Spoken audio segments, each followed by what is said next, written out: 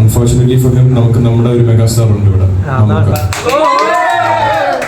So I guess അത് കാര്യങ്ങളായിട്ട് megastar Mammootty നമ്മുടെ ടൈറ്റിൽ വരുന്നതാണ്. അത് ഇനിയൊന്നും ചെയ്യാൻ പറ്റത്തില്ല. തിയേറ്ററിൽ യൂസ് ചെയ്തില്ലെങ്കിലും ഇവിടുത്തെ പ്രേക്ഷകരുടെ ഹൃദയത്തിൽ മമ്മൂട്ടി എന്നും മെഗാസ്റ്റാറാണ്. And to answer your question, ഈ ഒരു കാലഘട്ടത്തിൽ സൂപ്പർ സ്റ്റാർസ് അങ്ങനെ ഒരു കൾച്ചർ വരുന്നുണ്ടെന്ന് എൻ്റെ അടുത്ത് ചോദിച്ചു കഴിഞ്ഞാൽ I don't think so. Fast pace ആയിട്ട് മൂവ് ചെയ്യുന്ന ഒരു മേഖലയായിട്ട് മാറിയിട്ടുണ്ട്. എൻ്റെ ഒരു കരിയർ തന്നെ 10 വർഷം ലാസ്റ്റ് ചെയ്യോ 15 വർഷം ലാസ്റ്റ് ചെയ്യോ എന്നുള്ളൊരു ചോദിച്ചില്ല ഒന്നും കാണും. അടുത്ത ജനറേഷൻ മെഗാസ്റ്റാർ എന്ന് പറയുന്ന ആരായിരിക്കും?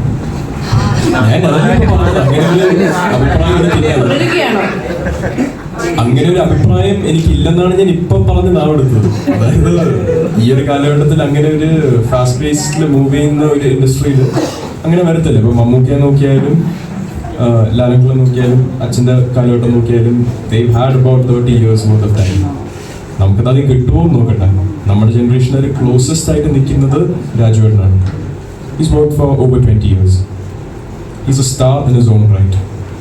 ചാലുവെക്ക multiple industries of India work ചെയ്തിട്ടുള്ള. He's a star in his own right. ടോവിച്ചാട്ടൻ, Fahad Fazil, Shahrukh Khan.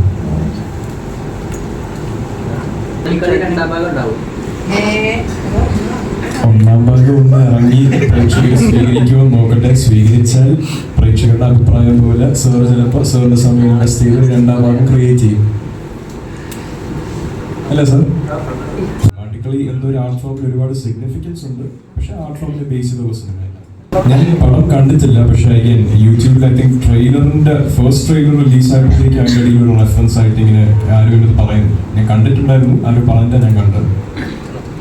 Cinema I think സാറിൻ്റെ എനിക്ക് കുറച്ചുകൂടെ അതിനെപ്പറ്റി പറയാൻ நான் சொல்லணும்மா, இது கொலுசு 4 பேர் கேட்டாங்க, 4 பசங்க 4 கொலு. ஏன்னா கொலுசோட நான் ஒர்க் பண்ணியிருக்கேன். ஏன்னா அது என்னுடைய அசிஸ்டண்ட்டு தான் விஜய் மெட்டர்லாம். அது ஷேட் கண்டிப்பாக இருக்கும். நான் தான் சொல்லுவேன், ரொம்ப ப்ராக்டிஸ் பண்ணுறேன். எங்களுக்கு என்னன்னாக்கா நம்ம 3 படம் இந்த ஸ்டைலில் வந்தாங்க. பார்த்தீங்கன்னா ஃபுல்லாக ஒன்று ரேடி உண்டான ஒரு படம் தெரியும் கொலுசு. அது 3மே ஒரே ஸ்கிரிப்ட். இதை நான் கோபி கிருஷ்ணா சார்கிட்ட சொல்லும்போது ஸ்கிரிப்ட் சொன்னேன். அவர் வில்லனாக பண்ணணும் நான் சொல்லும்போது அவர் சொன்னார், செல்வா இந்த ஸ்கிரிப்டு கேட்கும்போது எனக்கு உதயம் ஞாபகம் வருதில்லை. ஸோ 4 பசங்க ஜானர்னும் போது வரும். அஃப்கோர்ஸ் அந்த கோலிசாரோட ஒரு சில பாட்டெலாம் இருக்குது, இந்த ஸ்டைலில் இருக்கணும். நான் பையன் சொல்லுவேன். ஏன்னா எங்களோட டீம் தான் நாங்கள் ஒர்க் பண்ணுறது, அந்த இன்ஸ்பிரேஷன் அதில் இருக்குது. அது ஒரு மூவி இன்னொரு லாங்குவேஜில் வரும்போது ஒரு நல்ல சீன் வரதுல இன்ஸ்பிரேஷன் பண்ணுறது தப்பு இல்லை என்னை பொறுத்த வரைக்கும். நான் யூத் நாங்கள் விஜய் சாருக்கு பண்ணும்போது பார்த்தீங்கன்னா தெலுங்கு படம் ரீமேக் ஆயிடுச்சுலாம். ஆனால் நான் விஜய்க்குன்னு பண்ணும்போது கதையே மாற்றிட்டேன் ஃபுல்லாக. அது ஆத்தோட்ட பூபதினு ஒரு சாங்கே கிடையாது, அது சாங்கே கிடையாது. ஆனால் விஜய்க்காக நான் ஸ்பெஷலாக பண்ணது அது. അതുപോലെ തന്നെ തിയേറ്ററിൽ പോയി കാണുക ഒരുപാട് ന്യൂകമേഴ്സ് ചെയ്തൊരു പ്രോജക്റ്റാണ്. ഓണസ്റ്റ് അഭിപ്രായം നല്ല ഭാഷയിൽ അറിയിക്കുക, ആരെയും വേദനിപ്പിക്കാത്ത രീതിയിൽ സംസാരിക്കുക. പറഞ്ഞു കഴിഞ്ഞാൽ നമ്മളെല്ലാം വളർന്നു വരുന്നവരാണ്.